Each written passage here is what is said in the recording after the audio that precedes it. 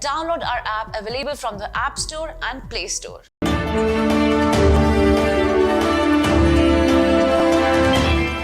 Hello and welcome to Medical Dialogues. I'm Roshni. Let's look at today's daily bulletin.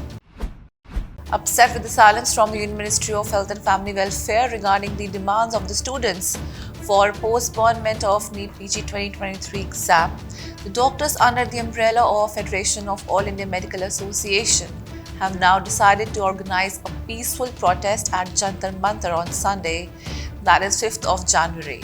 In this regard, the association has already written to the Deputy Commissioner of Police seeking permission for peaceful protest by NEET PG aspirants. Imagine getting a much coveted promotion in your job only to come to know later that you're going to get a much lesser pay than your current pay. This seems to be a situation with various doctors who are joining medical academy at the post of assistant professors only to face an anticlimax that their pay package is going to fall by more than 15%. Currently, the trend has developed whereby the salary of senior residents, which is a junior post and an entry level to becoming an assistant professor in a medical college, is actually higher than the person who has already entered the medical education sector as an assistant professor.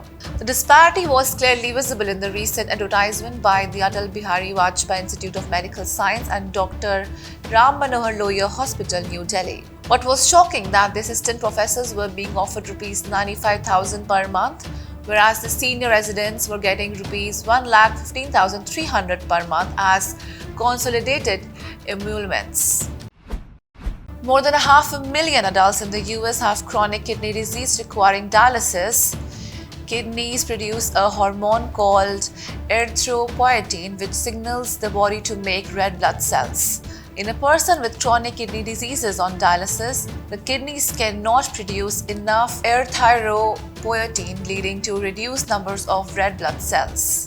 The US Food and Drug Administration has approved oral Daprodustat for treating anemia in patients with chronic kidney disease who are on dialysis. Jesduroc is not approved for patients who are not on dialysis.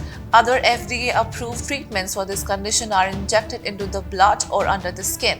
Anne Farrell, MD Director of the Division of Non-Malignant Hematology in the FDA's Center for Drug Evaluation and Research, said this approval demonstrates the FDA's commitment to helping bring a range of therapeutic options to patients with chronic diseases. Patients can consult with their healthcare providers to select the option that is most appropriate. A team of researchers in Japan have developed a new device to identify a key membrane protein in the urine that indicates if the patient has a brain tumor. A research group led by Associate Professor Takao Yasui and Professor Yoshinobu of Japan-based Nagoya University in collaboration with the University of Tokyo has developed a new analysis platform for brain tumor EVs using nanowires at the bottom of a well plate. They use this device to identify two types of extracellular vesicle membrane proteins known as CD31 and CD63 in urine samples from brain tumor patients. Doctors may be able to identify tumor patients before they develop symptoms if they look for these telltale proteins. New research has found some antidepressants may be effective in treating certain chronic pain conditions, but others lack convincing evidence on their effectiveness. An international team of researchers has found that some classes of antidepressants were effective in treating certain pain conditions in adults, but others were either not effective or the effectiveness was unknown.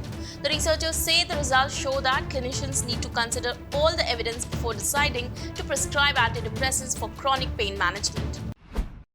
According to an accepted manuscript published in ARRSAJR journal, MRI-based surveillance after surgical treatment of musculoskeletal soft tissue sarcomas or STS shows utility for detecting clinically occult local recurrences or LRs, potentially improving patient outcomes. In this AJR systematic review and meta-analysis, Gorelick et al. Systematically searched multiple electronic databases through November 2022 for controlled trials and cohort studies on the usefulness of MRI-based surveillance for musculoskeletal STS. A total of 4821 unique titles and abstracts were identified. After screening for eligibility and snowball sampling, 19 studies were included, all were retrospective cohorts.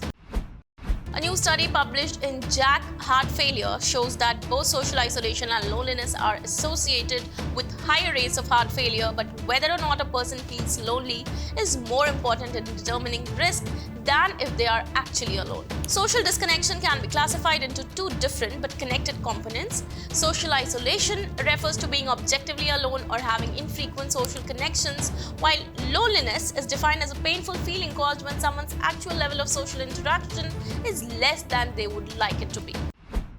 That's all for today. Stay tuned to Medical Dialogues for latest updates. Never miss a medical update from Medical Dialogues.